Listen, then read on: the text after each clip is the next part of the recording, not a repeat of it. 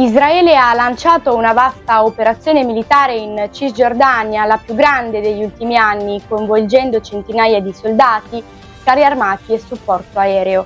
L'azione è iniziata dopo un fallito attentato a Tel Aviv il 18 agosto, dove un attentatore di Nablus è morto nel tentativo di far esplodere una bomba in una sinagoga. L'operazione mira a distruggere laboratori di esplosivi e smantellare le reti di trasporto per la costruzione di ordigni, oltre ad arrestare o eliminare i terroristi responsabili degli attacchi contro Israele.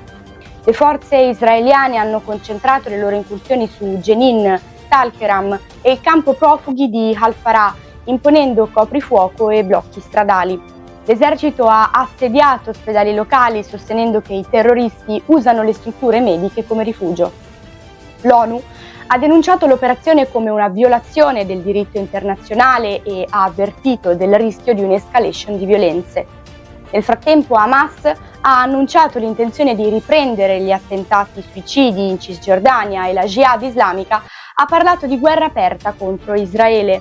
Israele ha anche approvato tregue temporanee nella striscia di Gaza per facilitare la vaccinazione contro la poliomielite. La tensione rimane alta con il coinvolgimento degli Stati Uniti e critiche internazionali per l'escalation in corso.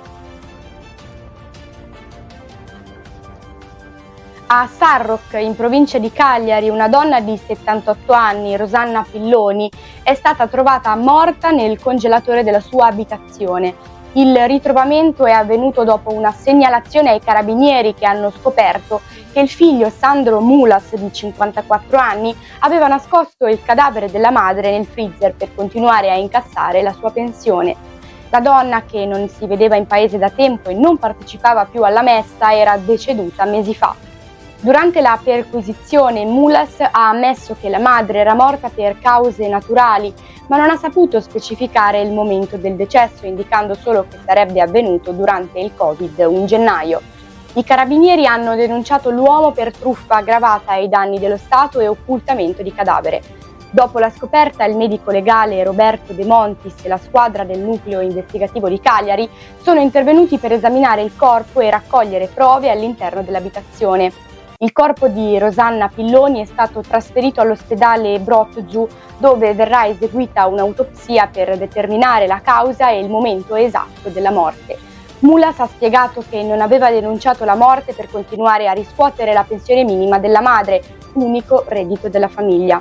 Le indagini continuano per verificare le circostanze della morte e ascoltare le testimonianze di chi conosceva la donna, il medico di famiglia e il farmacista.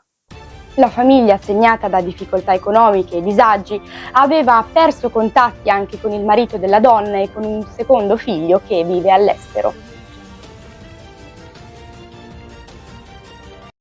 A Talanico, frazione di San Felice a Cancello, provincia di Avellino, i residenti si stanno riprendendo dal devastante passaggio di un fiume di fango e detriti causato da forti piogge. L'alluvione ha portato via 2 persone, Agnese Milanese, 74 anni, e suo figlio Giuseppe Guadagnino, 42 anni, che sono ancora dispersi. I due erano usciti per raccogliere noci, cercando di sfuggire alla pioggia battente, ma sono stati travolti dalla colata di fango mentre cercavano di tornare a casa con un'apecar, poi ritrovata in un canalone ridotta a un rottame.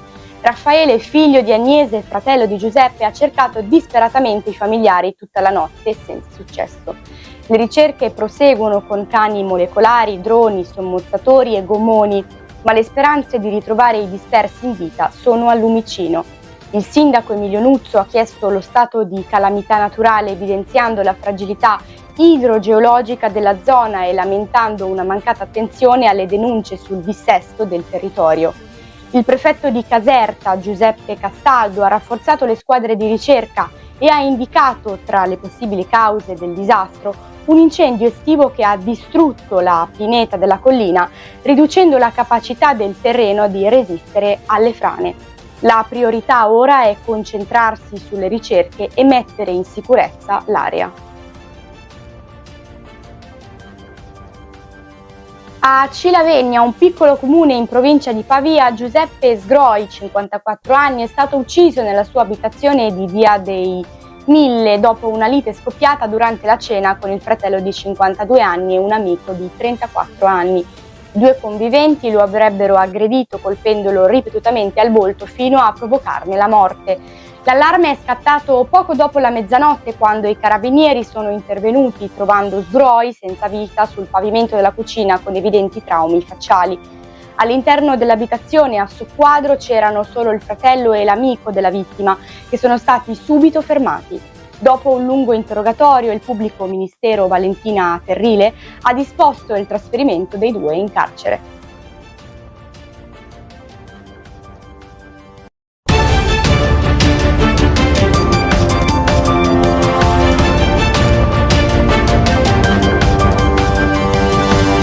Audio